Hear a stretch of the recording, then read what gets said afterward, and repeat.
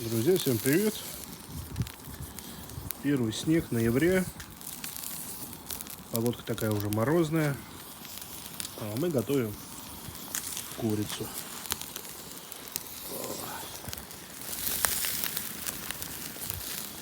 Красота.